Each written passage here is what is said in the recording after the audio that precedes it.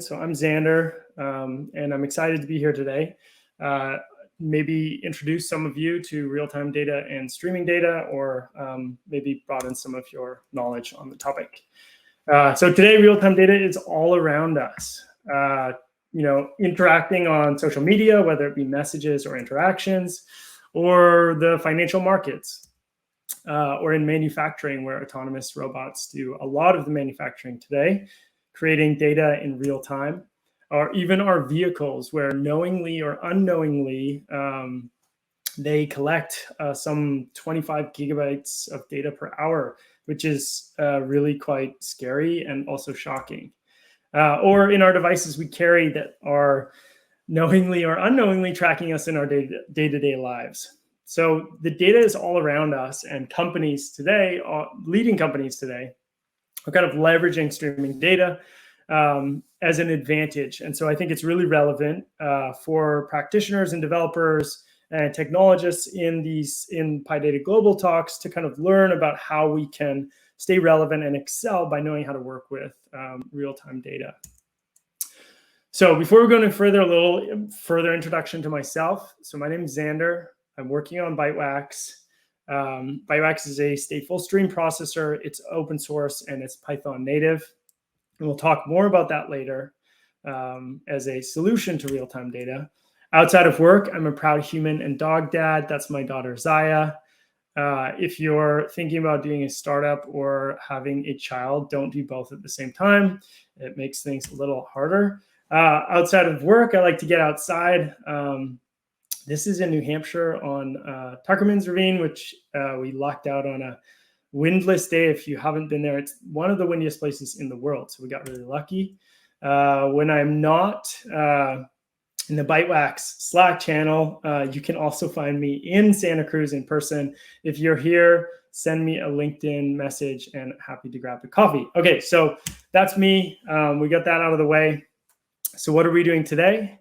We're going to talk about real-time data. We're going to talk about what streaming data is. Then we're going to give you an introduction to Bytewax as a solution to working with streaming data. And then we'll do a little working example with code that you can follow along and I'll share afterward. So first off, very high level, maybe a little bit fuzzy, but what is the definition of real time? So real time could be defined as anything that a human perceives to have happened in real time, which is like kind of a crappy definition. So what it translates into is things that are in the sub-second realm.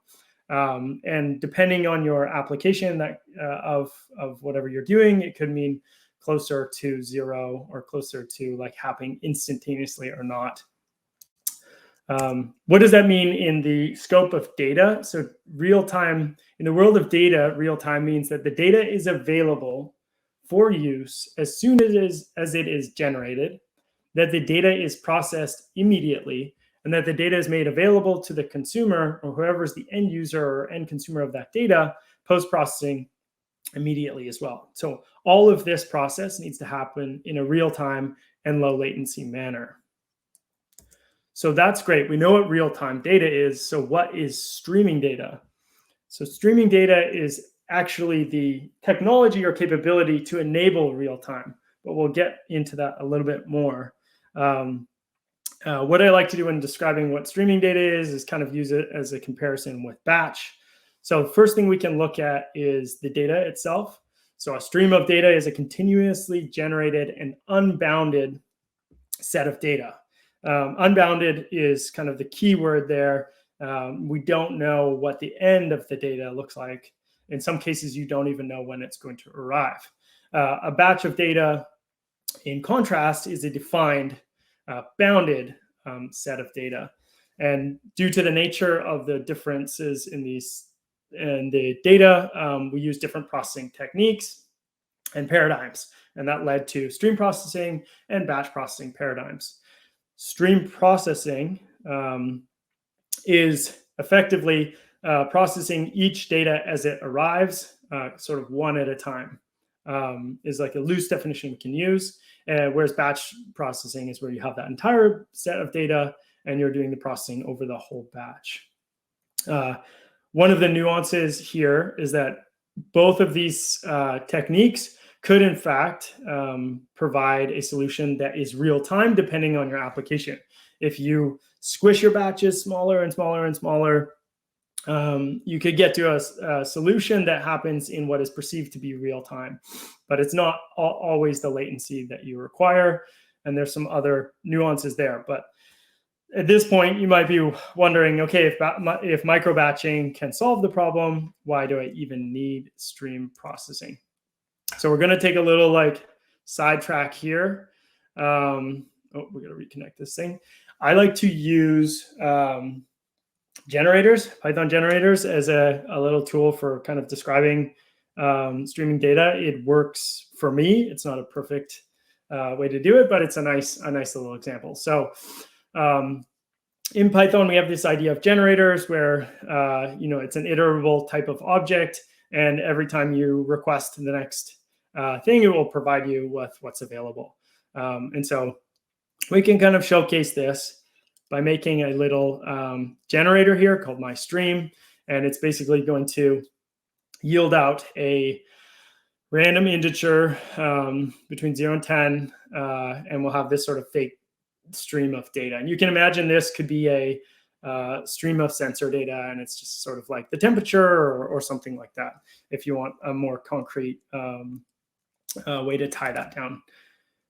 Okay, so in streaming data, you have this idea of the actual stream of data. So in our case, that's the generator. That might be a set of sensors, IoT sensors, telemetry data, whatever, generating these values, and then it's available as a stream. And so those are called the producers. And then you have on the other side the consumers, and those are those that are consuming the data downstream.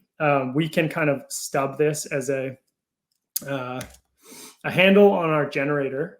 And so in practice, when we think about streaming data, we think of the data as being pushed towards the consumer, but in reality, it ends up mostly being that the consumer is asking downstream, is asking what's available from the system that's sort of holding what was produced by the producer. And so we can simulate this by saying, okay, what's next in the stream and next in the stream? In this case, it's kind of generating that. So it's faked, but you could understand that it's asking basically the consumer saying, hey, what's next? What's next? Give me the next data. Give me the next data.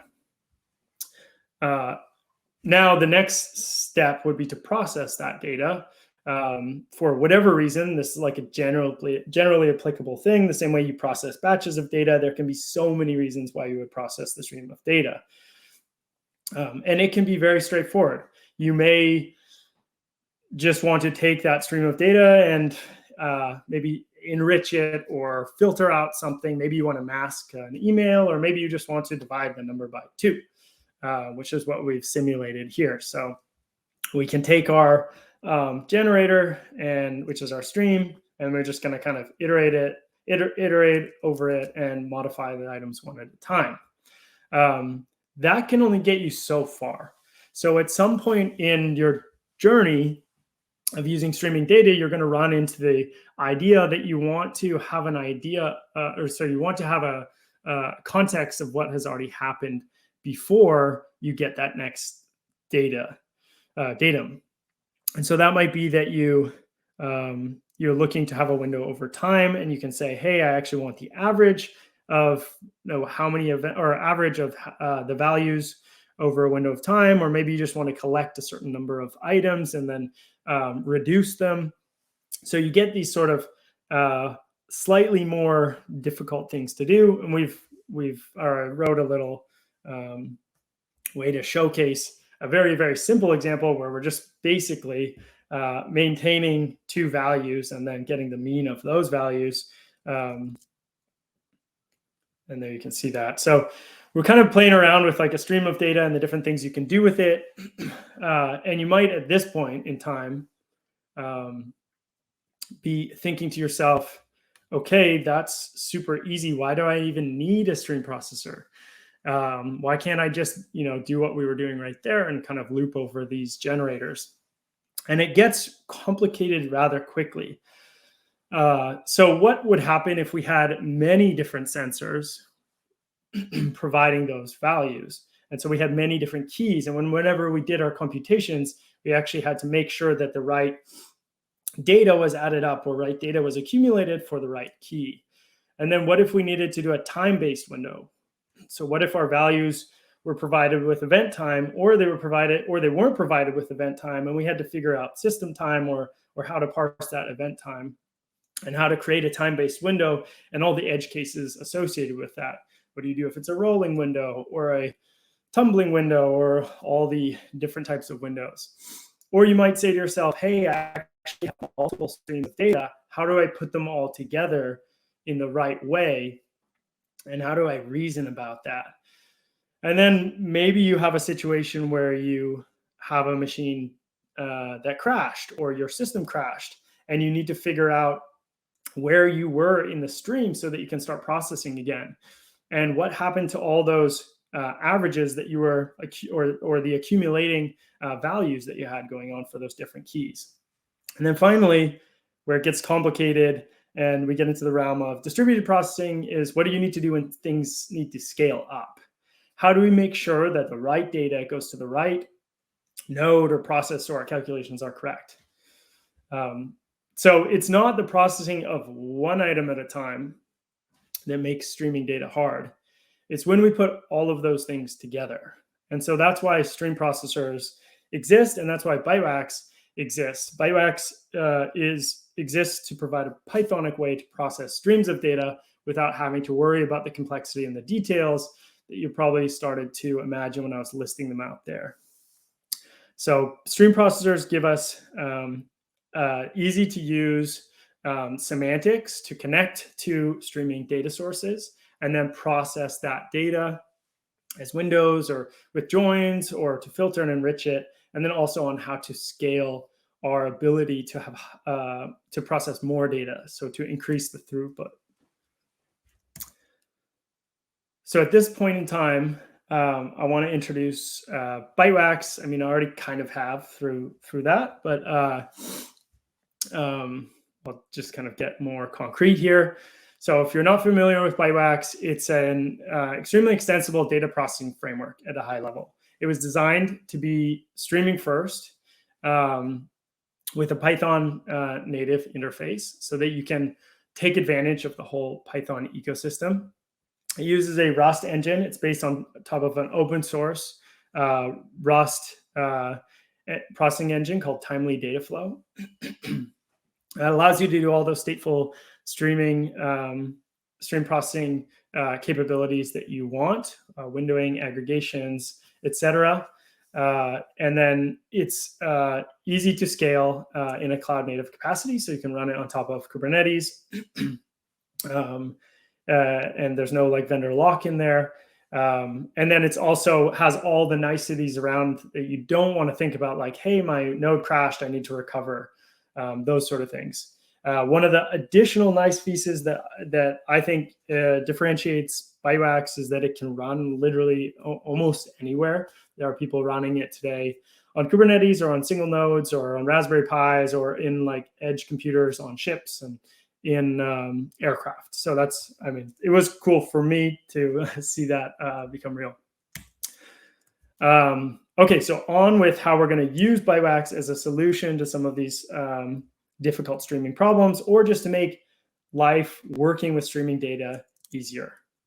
And to do that, I think in the proposal, it actually said I was going to do some Hacker News analysis thing. I do have something for that I can share later, but one we're going to do right now is analyzing Wikimedia event streams because it's readily available. It's a stream, and it's easy to do some fairly interesting stuff with it.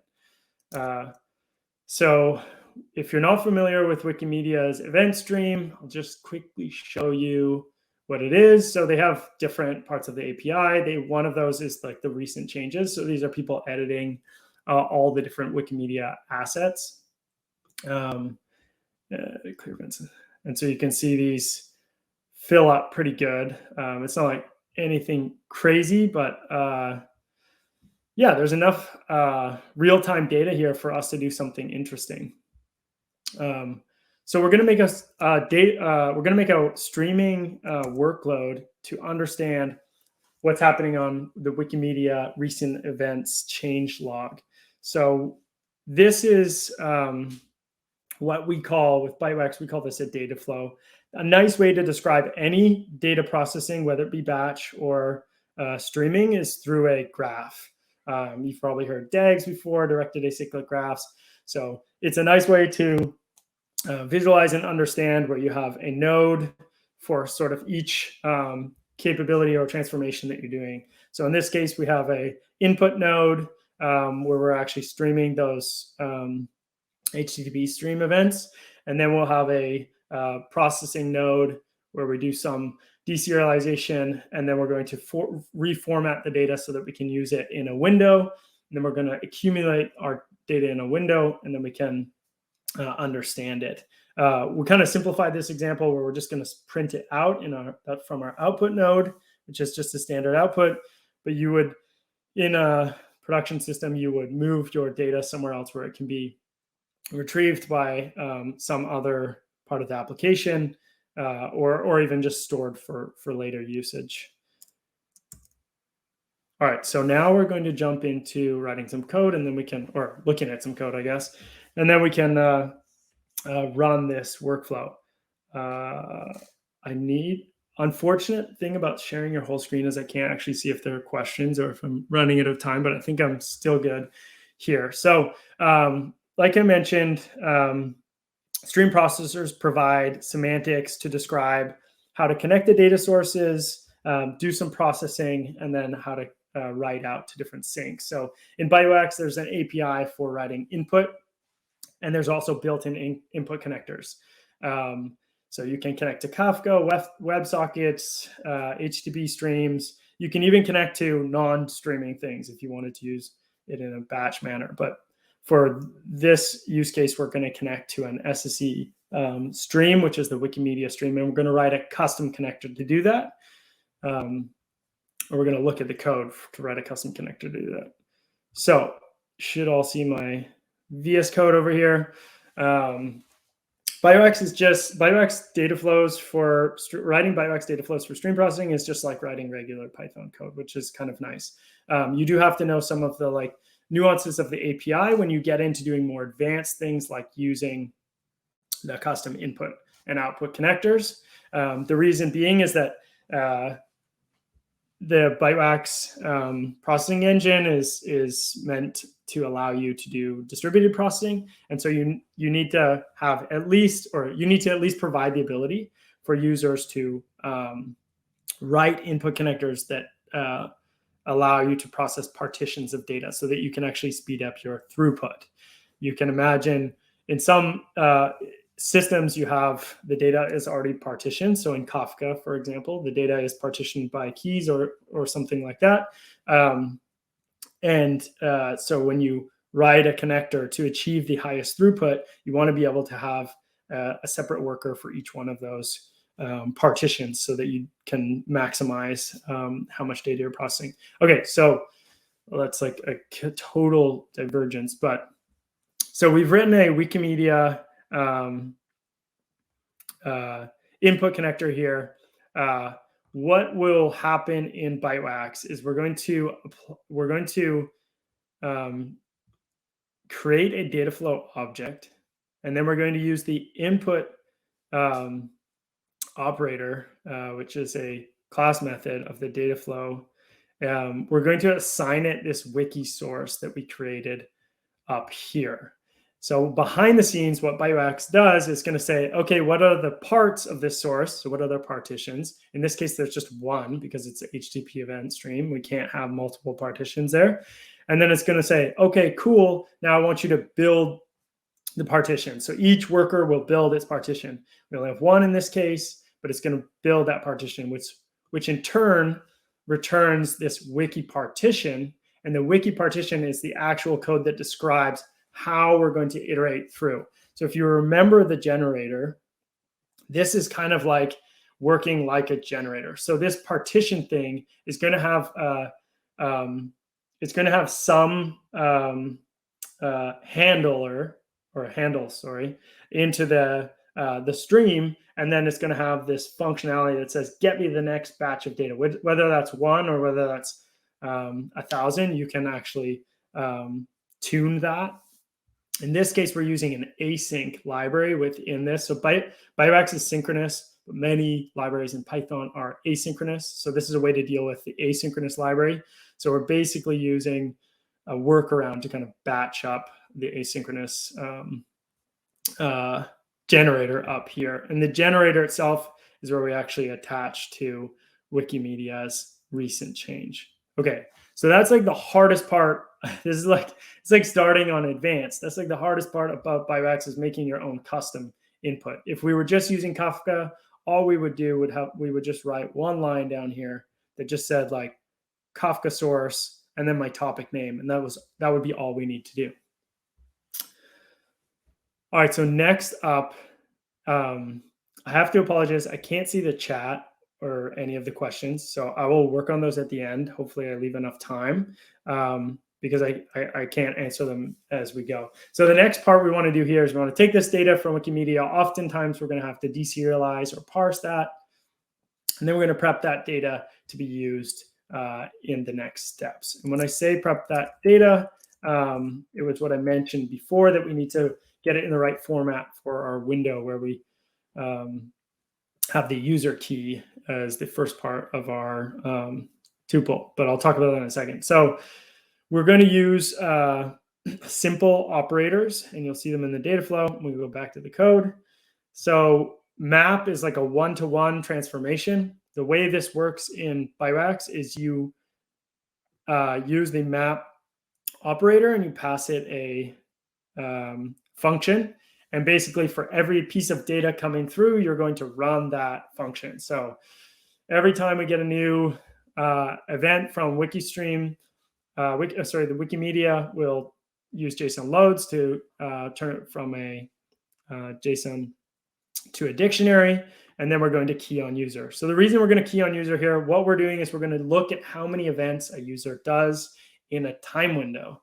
And so in order to do that, we need to be able to group the events by the user. So that's why we pull out that user key. Okay, so the next step, now that we have our data formatted correctly, is the fold window, and then we're going to do our little like calculation and post-processing. Window operators or batch operators or join operators, they are the kind of more advanced capabilities that are the reason why stream processors exist. Keep things in order to make it easier to reduce things over time, and have simple semantics to describe different types of streams. So this is what a window looks like in Bytewax. So there are a couple of important things we need to call out. One is that we need to know how to parse the time. So there is a functionality to provide a time function, and that's passed into the fold window. So in our flow, we're adding a new operator, another node in the graph, and that's the fold window operator, and it's given a name. And the reason for the name has to do with state and state recovery, which we're going to skip for now. It's given an event clock config, or it's given a clock configuration, so that can either be system or event time. It's given the function that you're going to use for how to get the event time, and then it tells you this little thing here. It tells you how long to wait for late arriving data, which I set as arbitrarily at 2 seconds. The next thing we need to define is the type of window. So there are a few different types of windows, one of which is a tumbling window, which is just sort of like discrete time chunks and what happens in between those. Next, in the tumbling window, we need to tell Bytewax what is the object that we're going to accumulate things in this fold window operator, because we're not reducing yet. And then we need to tell Bytewax what's the actual functionality we want to use to accumulate. So we're saying, hey, we want everything in this window of time to be in a list, and we want to use this function to build that list. And in that function, we're just appending to the list, and we're saying we want the title and the timestamp. And then the final calculation, which is super simple that we're going to do, and the final formatting. And then we're going to wrap this up so we have at least a minute or two for Q&A, is that we're going to run another map with a Lambda function. In that Lambda function, we're pulling out the length, which is just the count of how many changes they made, and then the username. So let's run this thing. So to run it, this is one other nice thing, and this is part of the reason we designed Bytewax this way, is you can just run Bytewax locally in process like you're running like a Flask app or something like that. So we'll using the Bytewax run module, we're going to run our data flow and run the flow. Oops, wait, maybe I'm not in the right. Oh, no, I misspelled. Sorry. Cool. So this should start churning out things after 5 seconds has gone by. Well, let's make this way bigger. Let's see what's going on. So the next thing we could do here that would be fun is we can like look at the bots. I'm going to stop this in a second. So we can go back and we can look at, you know, what human is modifying 12 pages. It looks like it's a bot. So you can tell when there are bots, and maybe you could determine if there were malicious bots in some way, shape, or form. Okay, so wrapping this all up. That's it. Thank you for listening. I'm going to turn back and look at things. If you want to go to Bytewax and give us a star, that would be really appreciated. Okay, here we go. Questions. Patrick asked, is it possible to replay the stream, or is the processing stateless? This depends on where the stream comes from. If the stream itself is replayable, yes. So Bytewax will handle persisting state. It will handle tracking progress. So if you're using Kafka, you can recover from the right offset, and you'll recover with the right state. Marcus answered. Let's see if we can get another one. Another question. Link to GitHub, is it an overall PyData GitHub? I think you all can see the resources, and I'll post that as well in the Discord. In the resources tab, I don't know what your exact screen looks like. There's a link to the GitHub repo. It is Bytewax/Bytewax. It is not part of PyData. No, it is not in the overall PyData GitHub. No, it's not in PyData GitHub. It's a separate company and project. That looks like all the questions I had. Cool. And I think we're over time here, or we're just at time. So I think we're good.